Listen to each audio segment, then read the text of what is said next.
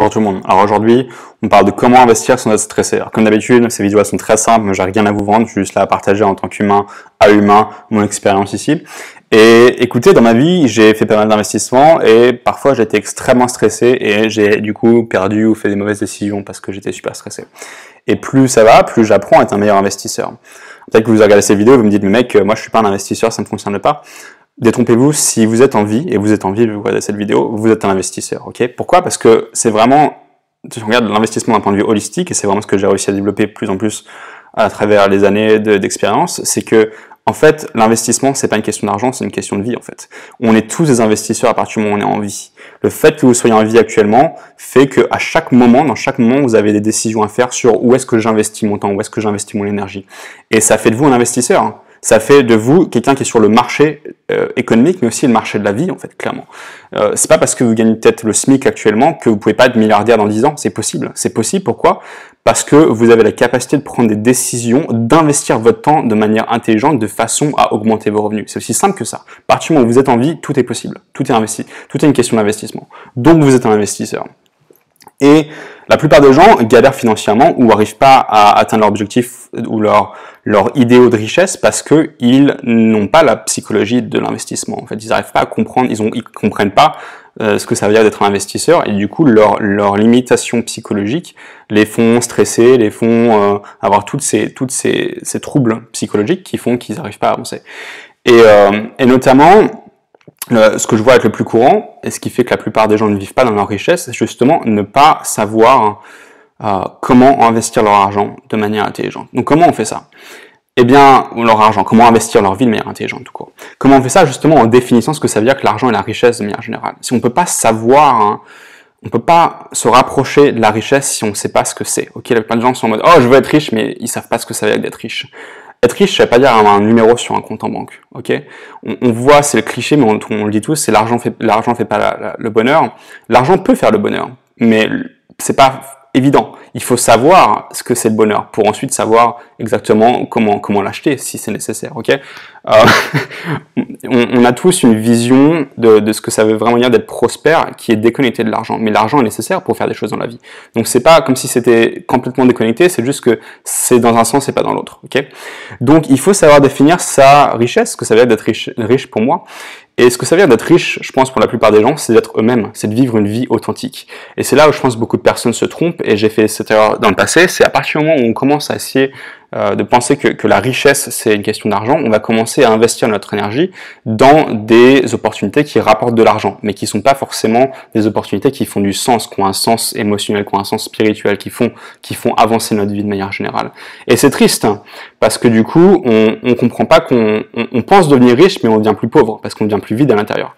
Et moi, ça m'est arrivé quand je faisais pas mal de trading, par exemple en bourse ou en crypto. Je pensais me rapprocher d'un certain niveau de richesse, j'essaie de battre le marché, c'est un truc qu'on doit tous faire si on veut devenir plus riche, si on veut gagner plus d'argent, il faut essayer de battre le marché, ok?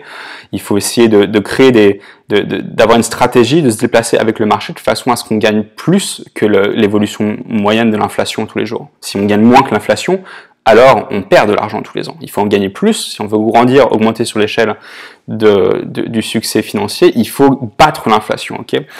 Et le truc, c'est que quand on essaye de battre le marché juste pour battre le marché, en prenant n'importe quelle opportunité qui passe, alors on peut se sentir vraiment vide parce que du coup, oui, on bat le marché, mais on perd en fait, on perd en richesse parce qu'on se déconnecte de qui on est.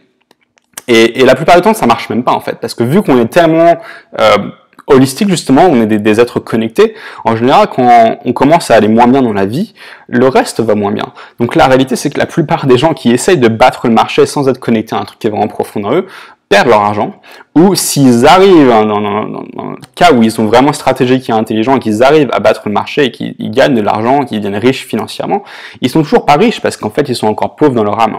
Donc c'est vraiment pas ce que je vous souhaite.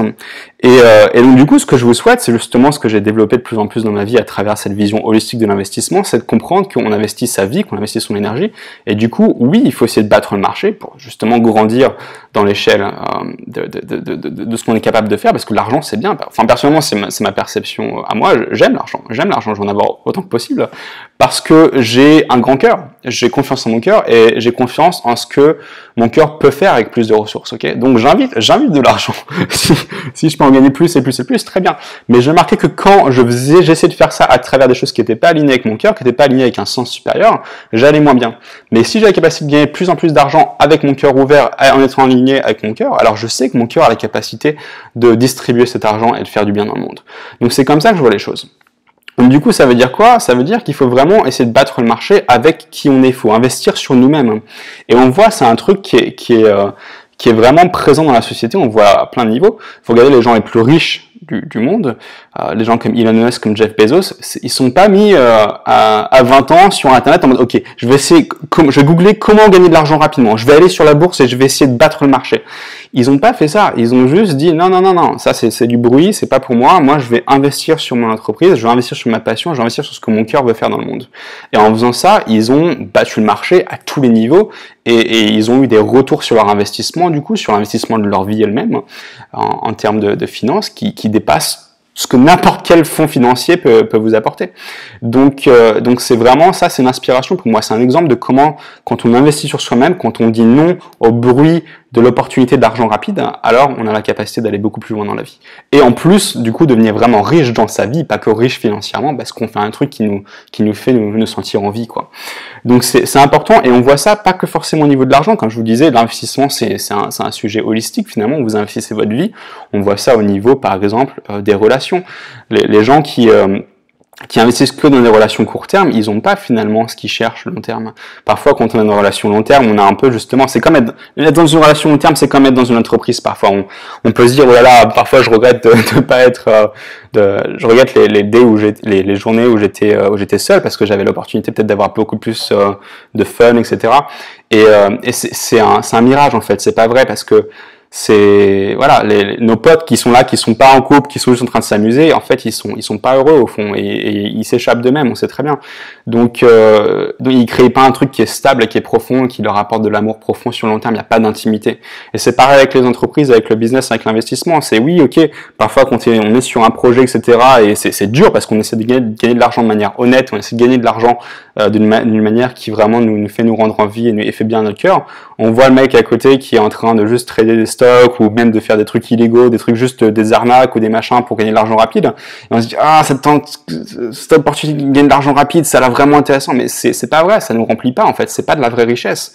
Donc c'est vraiment ça qu'il faut regarder en fait. C'est toujours, on revient à cette sagesse ancestrale qui est le fait que si tu investis court terme, t'as pas le type de richesse, de profondeur que t'as quand tu investis long terme. Et investir long terme, ça veut dire faire des sacrifices, ça veut dire investir sur soi-même, investir sur ce qui compte vraiment.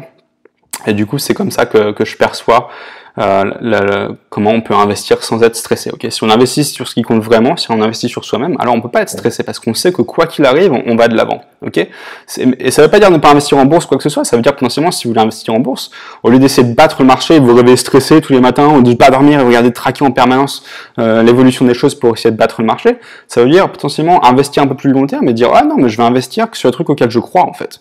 Je vais investir sur des compagnies qui font dans l'écologie, qui font un genre de truc où je sais qu'en fait même si ça descend, et ben je suis pas triste parce qu'en fait je crois tellement à la nécessité que cette technologie, que cette compagnie ait du succès, que si ça marche pas, et ben mon cœur aurait quand même été investi au bon endroit, et du coup j'aurais pas perdu, j'aurais été riche quand même à travers mon sacrifice, à travers mon investissement dans ce qui compte vraiment. Donc c'est vraiment une perspective de l'investissement holistique qui en fait alignée avec le cœur, avec une vision supérieure qui nous permet de vraiment ne pas être pauvre. En fait, on ne peut pas être pauvre avec cette perspective. Même si on perd, même si on finit, on crée une entreprise, etc., ça marche pas, même si on perd financièrement, on est quand même riche parce qu'au final, on a fait le bon investissement. Alors que de l'autre côté, en fait, qu'on perde ou qu'on gagne, on reste pauvre. Parce que même si on gagne, au final, on n'est pas aligné avec ce qui compte vraiment.